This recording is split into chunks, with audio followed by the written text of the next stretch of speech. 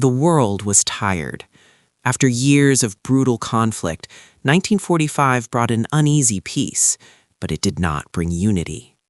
Germany, the heart of the conflict, was carved up like a Sunday roast, divided by the victorious Allied powers. Soon, the temporary became permanent.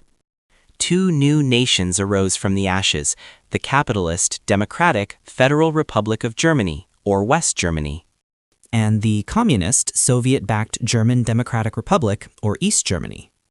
Berlin, deep inside the Soviet-controlled East, was itself split, a small island of Western influence. Behind what Winston Churchill famously dubbed he. For years, the borders were relatively porous, and life in the communist East was starkly different from the booming prosperity of the West. If you lived in the GDR, you experienced shortages, political limitations, and a constant heavy hand of state control.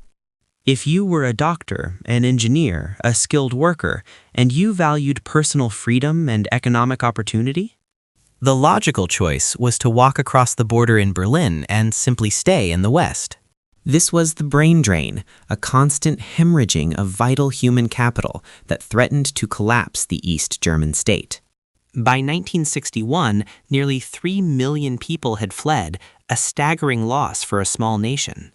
The leaders of the GDR, desperate to stop the flow, knew they had to act, and they had to act fast and in secret. On the night of August 12, 1961, while most Berliners slept, trucks rumbled through the darkened streets. Construction crews began hastily stringing barbed wire and planting concrete posts, sealing off the West. When the sun rose the next morning, the city was severed. Families were caught mid-sleep, separated by an impenetrable barrier. A woman who had stepped out to buy milk was suddenly trapped. A mother on the west side could not return to her children on the east. A worker cycling to his job was now cut off, unable to return home. It was a physical manifestation of an ideological divorce. This wasn't just a fence, it became the wall, a menacing 155-kilometer structure. It was guarded by watchtowers, armed soldiers, and eventually the infamous death strip. A wide, barren expanse designed to offer no cover to anyone daring to cross. Life in the GDR settled into a grim routine. The Stasi, the secret police, became omnipresent, their watchful eyes and informers sowing deep suspicion amongst neighbors, friends. You learned quickly not to speak ill of the state, not to question the glorious socialist future, and certainly not to dream too loudly of the West. Yet, the human spirit is resilient, and through the next 3 decades, people attempted to escape. Some dug tunnels beneath the city's foundations. Others used hot air balloons fashioned from scraps. Some drove armored vehicles straight through weak points. Over 100 people were killed attempting this desperate, dangerous journey. The wall seemed permanent, an immutable feature of the global landscape, a stark symbol of division. But the late 1980s brought change, not from the West, but from within the Soviet bloc. In Moscow, Mikhail Gorbachev introduced revolutionary ideas, glasnost, or openness, and perestroika, or restructuring.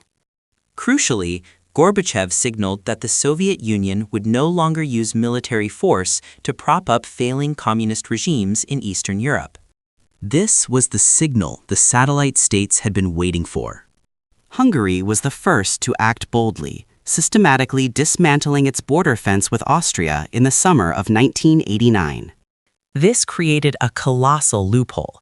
Thousands of East Germans, realizing they could not cross the wall in Berlin, packed their cars and drove south, escaping into West Germany via Hungary and then Austria. The hemorrhage began anew, but this time the GDR couldn't seal the leak.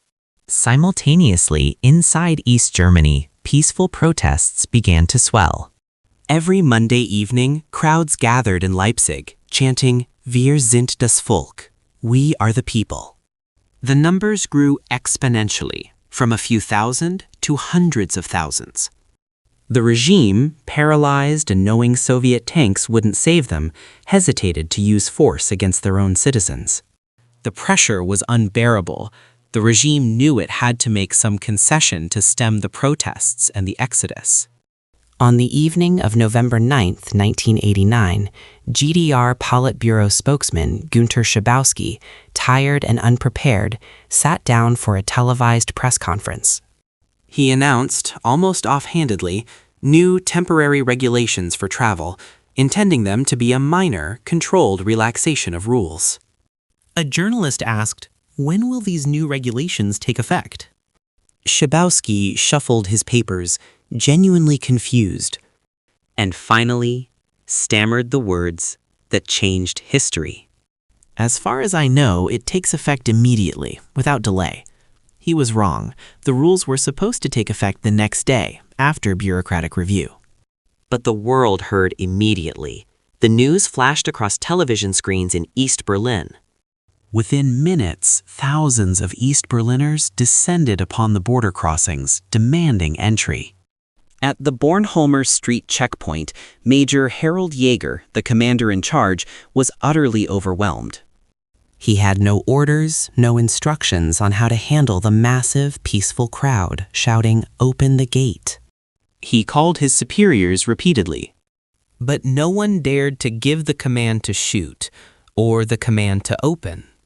Facing an impossible choice between a potential massacre and disobeying state orders, Major Jaeger made a lonely, courageous decision. At 10:45 p.m., he gave the order, "Open the barrier." And just like that, the gate swung wide. The crowd surged through, roaring in disbelief and joy. East Berliners, weeping, laughing, embracing strangers, stepped onto the soil of West Berlin for the first time. West Berliners showered them with champagne and flowers. People climbed onto the wall itself, chipping away at the concrete monstrosity. Itty with hammers and chisels.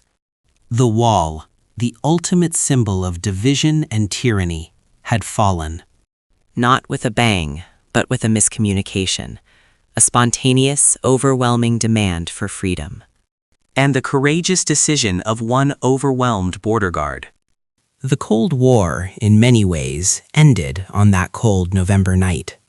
Less than a year later, Germany was officially reunited, a nation whole again, finally free from the shadow of the wall.